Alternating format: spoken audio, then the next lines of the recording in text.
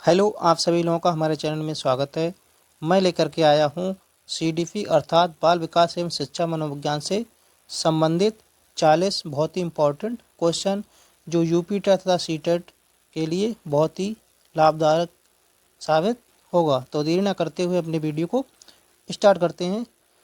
Question है हमारा, एक शिक्षक को अपने विद्यार्थियों की क्षमताओं को समझने का प्रयास करना चाहिए। निम्नलिखित में से कौन सा क्षेत्र इस उद्देश्य के साथ संबंध है? ऑप्शन ए सामाजिक दर्शन, मीडिया मनोविज्ञान, शिक्षा मनोविज्ञान, डी शिक्षा समाजशास्त्र।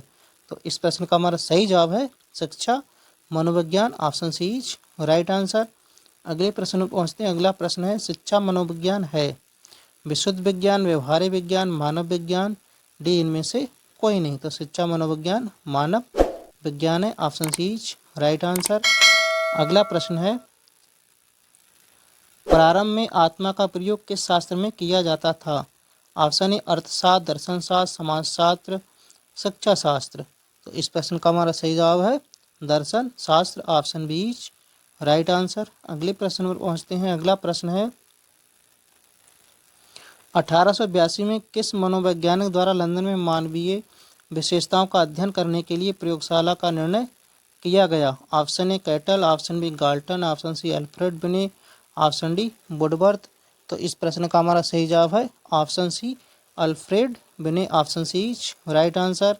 अगले प्रश्न में पहुंचते हैं। अगला प्रश्न है, प्रथम मनोवैज्ञानिक प्रयोगशाला की स्थापना किसने की थी? ऑप्शन ए गाल्टन, हल, पुंट, डी वाटसन। तो इस प्रश्न का हमारा सही जवाब है option C Wundt, option C is right answer. अगले प्रश्न पर पहुंचते हैं। अगला प्रश्न है, छात्र अधिगम का वर्ग मॉडल इनके द्वारा प्रस्तावित किया गया था? कोहल वर्ग, नील फ्लेमिंग, पियाजे, ई इरिक्सन। तो इस प्रश्न का हमारा सही जवाब है option B Neil Fleming, option B is right answer. अगले प्रश्न पर पहुंचते हैं। अगला प्रश्न है, शिक्षा मनोविज्ञान की उत्पत्ति का वर्ष कौन सा माना जाता है? 1947, 1920, 1940, 1900। तो इस प्रश्न का हमारा सही जवाब है option D 1900, option D is right answer. अगले प्रश्न पर पहुंचते हैं। अगला प्रश्न है, शिक्षा मनोविज्ञान का संबंध किससे नहीं है? मानव व्यवहार का अध्ययन, मानसिक प्रक्रियाओं का अध्ययन, सीखने के तरीकों का अध्ययन, संचार माध्यमों का अध्ययन। तो इस प्रश्न का सही जवाब है ऑप्शन डी संचार माध्यमों का अध्ययन। ये शिक्षा मनोविज्ञान से संबंधित नहीं है। अगले प्रश्न पर पहुंचते हैं। निम्नलिखित में से कौन शिक्षा मनोविज्ञान की प्रकृति है? ऑप्शन ए कला विज्ञान, विद्यात्मक विज्ञान, उपर्युक्त में से कोई नहीं। तो इस प्रश्न का हमारा सही जवाब है ऑप्शन सी विद्यात्मक विज्ञान, option C is right answer. अगले प्रश्न पर पहुंचते हैं। अगला प्रश्न है, शिक्षा मनोविज्ञान की दृष्टि से निम्नलिखित में से कौन सा कथन सत्य है? ऑप्शन ए बच्चे अपने ज्ञान का स्वयं सृजन करते हैं, बी विद्यालय में आने से पहले बच्चों को कोई पूर्व ज्ञान नहीं होता है, अधिगम प्रक्रिया में बच्चों को कष्ट होता है, बच्चे यथावत सीखते हैं जो उन्हें पढ़ाया जाता है। तो इस प्रश्न का हमारा सही जवाब है ऑप्शन ए बच्चे अपने ज्ञान का स्वयं सृजन करते हैं, option A is right answer. अगले प्रश्न पर पहुँचते हैं। अगला प्रश्न है, विकास का एक अधिनियम है कि विकास प्रतिभान के विभिन्न काल में खुशी भिन्न भिन्न होती है। इस अधिनियम के अनुसार ऑप्शन ए जीवन का प्रथम वर्ष सबसे अधिक खुशी का काल होता है, ऑप्शन ए वयासंधि काल एवं जीवन का प्रथम वर्ष भी जीवन का सबसे अधिक खुशी का काल होता है, वयासंधि काल जीवन का सबसे अधिक दुखी काल होता है, ऑप्शन डी जीवन का प्रथम वर्ष सबसे अधिक खुशी का एवं वयासंधि काल सबसे अधिक दुखी काल होता है। तो इस प्रश्न का हमारा सही जवाब है option D is right answer. अगले प्रश्न पर पहुंचते हैं। अगला प्रश्न है,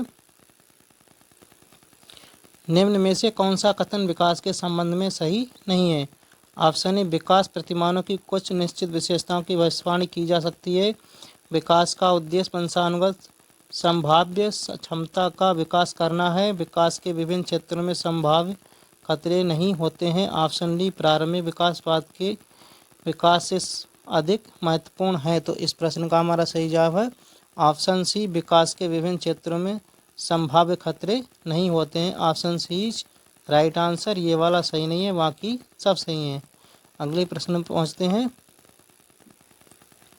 विकास का अर्थ है ऑप्शन ए परिवर्तनों की उत्तरोत्तर श्रृंखला, ऑप्शन बी अभिप्रेरणा के फलस्वरूप होने वाले परिवर्तनों की उत्तरोत्तर श्रृंखला, ऑप्शन सी अभिप्रेरणा एवं अनुभव के फलस्वरूप होने वाली परिवर्तनों की उत्तरोत्तर श्रृंखला, ऑप्शन ई परिपक्वता एवं अनुभव के फलस्वरूप होने वाले परिवर्तनों की श्रृंखला। तो इस प्रश्न का हमारा सही जवाब हो जाएगा ऑप्शन डी, परिपक्वता एवं अनुभव के फलस्वरूप होने वाले परिवर्तनों की श्रृंखला। Option D is right answer. अगले प्रश्न पर पहुंचते हैं। अगला प्रश्न है, निम्नलिखित में से अधिगम संबंधी कौन सा कथन सही नहीं है? ऑप्शन ए इसे उचित वातावरण चाहिए, ऑप्शन बी परिपक्वता का इससे कोई संबंध नहीं है, ऑप्शन सी सहायक सामग्री अधिगम में मदद करती है, अधिगम प्रक्रिया में अभिप्रेरणा महत्वपूर्ण। तो इस प्रश्न का सही जवाब हो जाएगा परिपक्वता का इससे कोई संबंध नहीं है। ये वाला गलत है और हमें सही ही नहीं चुनना था। अगले प्रश्न पर पहुँचते हैं।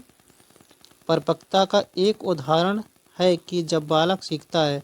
ऑप्शन ए चित्रांकन करना, बी पढ़ना, सी साइकिल चलाना, डी चलना। तो इस प्रश्न का हमारा सही जवाब हो जाएगा ऑप्शन डी चलना। Option D is right answer. अगले प्रश्न पर पहुंचते हैं। अगला प्रश्न है, अधिगम एवं परिपक्वता के संबंध में निम्न में से कौन सा कथन सही नहीं है? ऑप्शन है यदि मानव विकास केवल परिपक्वता से होता तो मनुष्य केवल निम्नतम स्तर तक ही सीमित रह जाते। ऑप्शन बी वंशक्रम संभाव्य क्षमता की सीमा के कारण बालक एक निश्चित सीमा से आगे तक विकसित हो सकते हैं। बालक विकास की दृष्टि से जब सीखने के लिए तैयार नहीं है तब भी वे अधिक प्रयास के द्वारा सीख सकते हैं। ऑप्शन डी बालक के अंतर्निहित शक्तियों को बिना समय विचारे विकसित करने के लिए प्रोत्साहित किया जाना चाहिए। तो इस प्रश्न का हमारा सही जवाब हो जाएगा ऑप्शन ए यदि मानव विकास केवल परिपक्वता से होता तो मनुष्य केवल निम्नतम स्तर तक ही सीमित रह जाते। Option A is right answer. अगले प्रश्न पर पहुंचते हैं। अगला प्रश्न है, निम्न में से कौन सी विशेषता परिपक्वता को अधिगम से अलग करती है? ऑप्शन ए यह एक स्वाभाविक प्रक्रिया है, यह अभ्यास पर निर्भर करती है, यह प्रेरकों पर निर्भर करती है, यह जीवन पर्यंत चलने वाली प्रक्रिया है। तो इस प्रश्न का हमारा सही जवाब है ऑप्शन ए यह एक स्वाभाविक प्रक्रिया है। Option A is right answer. अगले प्रश्न पर पहुंचते हैं। अगला प्रश्न है, सामान्य परिपक्वन से पहले प्रशिक्षित करना प्रायः। ऑप्शन ए सामान्य कौशलों के निष्पादन के संदर्भ में बहुत लाभकारी होता है, कुल मिलाकर हानिकारक होता है, दीर्घकालिक दृष्टि से लाभकारी होता है। लाभकारी हो या हानिकारक यह इस पर निर्भर करता है कि प्रशिक्षण में किस प्रकार की विधि का प्रयोग किया गया है। तो इस प्रश्न का हमारा सही जवाब हो जाएगा ऑप्शन डी लाभकारी हो या हानिकारक यह इस बात पर निर्भर करता है कि प्रशिक्षण में किस प्रकार की विधि का प्रयोग किया गया है। Option D is right answer. अगले प्रश्न पर पहुंचते हैं। अगला प्रश्न है, बच्चे की वृद्धि मुख्यतः संबंधित है। ऑप्शन ए शारीरिक विकास से, सामाजिक विकास से, भावात्मक विकास से, नैतिक विकास से। तो इस प्रश्न का हमारा सही जवाब हो जाएगा ऑप्शन ए शारीरिक विकास से। Option A is right answer. अगले प्रश्न पर पहुंचते हैं। अगला प्रश्न है, निम्नलिखित में से कौन सा कथन वृद्धि की विशेषता का प्रतिनिधित्व नहीं करता?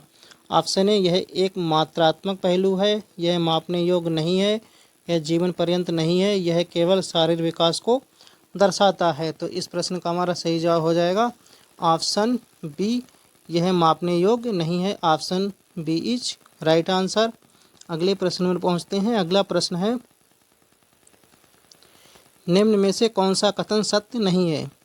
सीखना व्यवहार परिवर्तन की एक प्रक्रिया है, यह वृद्धि एक जैविक प्रक्रिया है, विकास एक मात्रात्मक प्रक्रिया है, शिक्षा एक लक्ष्य उन्मुख प्रक्रिया है। तो इस प्रश्न का हमारा सही जवाब हो जाएगा ऑप्शन सी विकास एक मात्रात्मक प्रक्रिया है, यह सत्य नहीं है। Option C is right answer. अगले प्रश्न पर पहुंचते हैं।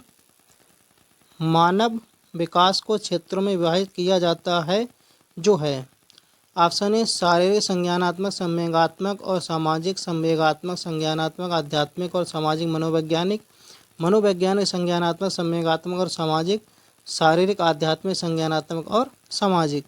तो इस प्रश्न का हमारा सही जवाब हो जाएगा ऑप्शन ए, शारीरिक, संज्ञानात्मक, संवेगात्मक और सामाजिक। Option A is right answer. अगले प्रश्न पर पहुँचते हैं। मानव जाति में विकास होता है किशोरावस्था के अंत तक, बाल्यावस्था के अंत तक, प्रौढ़ावस्था के प्रारंभ तक, जीवन पर्यंत तक। तो इस प्रश्न का हमारा सही जवाब हो जाएगा ऑप्शन डी, जीवन पर्यंत तक। Option D is right answer. अगले प्रश्न पर पहुँचते हैं। अगला प्रश्न है, निम्नलिखित में से कौन विकास के व्यापक आयामों की सही पहचान करता है? ऑप्शन ए, संवेगात्मक, बौद्धिक, आध्यात्मिक एवं स्वयं, शारीरिक, व्यक्तित्व, आध्यात्मिक एवं संवेगात्मक, सामाजिक, शारीरिक, व्यक्तित्व, स्वयं, शारीरिक, संज्ञानात्मक, सामाजिक और संवेगात्मक। तो इस प्रश्न का हमारा सही जवाब हो जाएगा ऑप्शन डी, शारीरिक, संज्ञानात्मक, सामाजिक और संवेगात्मक। Option D is right answer. अगले प्रश्न पर पहुँचते हैं। अगला प्रश्न है, निम्नलिखित में से कौन सा कथन सही नहीं है? ऑप्शन ए, विकास और वृद्धि एक दूसरे के पर्यायवाची हैं। विकास एक सतत प्रक्रिया है, वृद्धि विकास का ही एक भाग है। ऑप्शन डी, विकास कार्य क्षमता, कार्यकुशलता और व्यवहार में आने वाले गुणात्मक परिवर्तन को प्रकट करता है। तो इस प्रश्न का हमारा सही जवाब हो जाएगा ऑप्शन ए, विकास और वृद्धि एक दूसरे के पर्यायवाची हैं। Option A is right answer. अगले प्रश्न पर पहुँचते हैं। अगला प्रश्न है, विकास के लिए निम्नलिखित में से कौन सा एक उचित है? विकास जन्म के साथ प्रारंभ होता है और समाप्त हो जाता है। ऑप्शन बी, सामाजिक सांस्कृतिक संदर्भ विकास में एक महत्वपूर्ण भूमिका का निर्वाह करता है। विकास एक एकल आयामी है, विकास पृथक होता है। तो इस प्रश्न का हमारा सही जवाब हो जाएगा ऑप्शन बी, सामाजिक सांस्कृतिक संदर्भ विकास में एक महत्वपूर्ण भूमिका का निर्वाह करता है। Option B is right answer. अगले प्रश्न पर पहुँचते हैं। अगला प्रश्न है, रिक्त स्थान। यहाँ पे है, रिक्त स्थान के अलावा निम्नलिखित कारणों से खेल युवा बच्चों के विकास में यह महत्वपूर्ण भूमिका निभाता है। ऑप्शन ए, वे अपने शरीर पर निपुणता प्राप्त करते हैं, यह उनकी इंद्रियों को उत्तेजित करता है, यह समय बिताने का एक सुखद तरीका है, वे नए कौशल हासिल करते हैं और सीखते हैं कि उन्हें कब उपयोग किए जाएं। तो इस प्रश्न का हमारा सही जवाब हो जाएगा ऑप्शन सी, यह समय बिताने का एक सुखद तरीका है। Option C is right answer. अगले प्रश्न पर पहुंचते हैं। निम्नलिखित में से कौन सा कारक बालक के विकास को प्रभावित करता है? ऑप्शन ए, अंतःस्रावी ग्रंथियाँ, रोग तथा चोट, पौष्टिक भोजन, उपर्युक्त सभी। तो इस प्रश्न का हमारा सही जवाब हो जाएगा ऑप्शन डी, उपर्युक्त सभी। Option D is right answer. अगले प्रश्न पर पहुँचते हैं। अगला प्रश्न है, आजकल अधिकतर विद्यालयों में संभागी समूह के लिए प्राथमिक ध्यान आधारित होता है। ऑप्शन ए, ग्रेड स्तर पर, आयु स्तर पर, योग्यता स्तर पर, छात्र अनुराग पर। तो इस प्रश्न का हमारा सही जवाब है ऑप्शन बी, आयु स्तर पर। Option B is right answer. अगले प्रश्न पर पहुँचते हैं। अगला प्रश्न है, निम्न में से कौन सा कथन सही नहीं है? ऑप्शन ए, जो अध्यापक वह यह विश्वास करता है कि विकास प्रकृति की वजह से होता है, वह अनुभव प्रदान करने को महत्व नहीं देता। प्रारंभिक अनुभव महत्वपूर्ण होते हैं और अध्यापक का हस्तक्षेप भी महत्वपूर्ण होता है। ऑप्शन सी, प्रारंभिक जीवन की नकारात्मक घटनाओं के प्रभाव से कोई भी अध्यापक बचाव नहीं कर सकता। ऑप्शन डी, व्यवहारात्मक परिवर्तन के संदर्भ में विकास वातावरणीय प्रभावों के फलस्वरूप होता है। तो इस प्रश्न का हमारा सही जवाब है ऑप्शन सी, अध्यापक का मुख्य कार्य होता है विद्यार्थियों के नकारात्मक प्रभाव को दूर कर सकारात्मक भाव का समावेशन करना, और कुशल अध्यापक अपने कार्यों में सफल भी होता है। तो इस प्रश्न का हमारा सही जवाब option C is right answer. अगले प्रश्न पर पहुँचते हैं। अगला प्रश्न है, निम्नलिखित में से कौन सा मानव विकास का सही क्रम है? शैशवावस्था, किशोरावस्था, बाल्यावस्था, प्रौढ़ावस्था, शैशवावस्था, बाल्यावस्था, किशोरावस्था, प्रौढ़ावस्था। ऑप्शन सी, बाल्यावस्था, किशोरावस्था, प्रौढ़ावस्था, शैशवावस्था। ऑप्शन डी, बाल्यावस्था, शैशवावस्था, किशोरावस्था, प्रौढ़ावस्था। तो इस प्रश्न का हमारा सही जवाब है ऑप्शन बी, शैशवावस्था। बाल्यावस्था, किशोरावस्था, प्रौढ़ावस्था। अगले प्रश्न पर पहुँचते हैं। जन्मोत्तर जन्म के बाद की विकास की दूसरी प्रमुख अवस्था है गर्भावस्था, शैशवावस्था, किशोरावस्था, बाल्यावस्था। तो इस प्रश्न का हमारा सही जवाब है ऑप्शन डी, बाल्यावस्था। Option D is right answer. अगले प्रश्न में पहुंचते हैं। शैशवावस्था मानव विकास की प्रमुख अवस्था है प्रथम, द्वितीय, तृतीय, चतुर्थ। तो इस प्रश्न का हमारा सही जवाब है ऑप्शन ए, प्रथम। Option A is right answer, क्योंकि शैशवावस्था मानव की विकास यानी कि यह पहली अवस्था होती है। अगले प्रश्न पर पहुँचते हैं। अगला प्रश्न है शैशवावस्था होती है ऑप्शन ए 5 वर्ष तक, 12 वर्ष तक, 21 वर्ष तक, इनमें से कोई नहीं। तो इस प्रश्न का हमारा सही जवाब है ऑप्शन ए, यह 5 वर्ष तक होती है। Option A is right answer. अगले प्रश्न पर पहुँचते हैं। बाल्यावस्था अवस्था होती है, बाल्यावस्था अवस्था होती है ऑप्शन ए 5 वर्ष तक, 12 वर्ष तक, 21 वर्ष तक, कोई भी नहीं। तो इस प्रश्न का हमारा सही जवाब है ऑप्शन बी, 12 वर्ष तक होती है। Option B is right answer. अगले प्रश्न पर पहुँचते हैं। गर्भाधान से बालक के जन्म तक की अवधि को क्या कहा जाता है? किशोरावस्था, बचपन, प्रसव पूर्व बाल काल, ऑप्शन डी वयस्कता। तो इस प्रश्न का हमारा सही जवाब है ऑप्शन सी, प्रसव पूर्व काल। Option C is right answer. अगले प्रश्न पर पहुँचते हैं। अगला प्रश्न है हमारा, मानव विकास का प्रारंभ होता है गर्भावस्था से, पूर्व बाल्यावस्था से, उत्तर बाल्यावस्था से, शैशवावस्था से। तो इस प्रश्न का हमारा सही जवाब है ऑप्शन ए, गर्भावस्था से। Option A is right answer. अगले प्रश्न पर पहुँचते हैं। अगला प्रश्न है, विकास शुरू होता है पूर्व प्रसवावस्था से, शैशवावस्था से, पूर्व बाल्यावस्था से, उत्तर बाल्यावस्था से।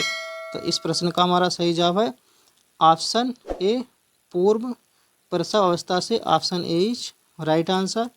अगले प्रश्न पर पहुँचते हैं। किस अवस्था में शारीरिक वृद्धि तीव्र होती है? ऑप्शन ए आरंभिक बाल्यावस्था, शैशव अवस्था, किशोरावस्था, शिक्षा काल। तो इस प्रश्न का हमारा सही जवाब है ऑप्शन बी, शैशव अवस्था। Option B is right answer. अगर आपको यह वीडियो अच्छा लगा हो तो चैनल को लाइक और वीडियो को सब्सक्राइब करना ना भूलें। ये वीडियो देखने के लिए आप सभी लोगों का धन्यवाद।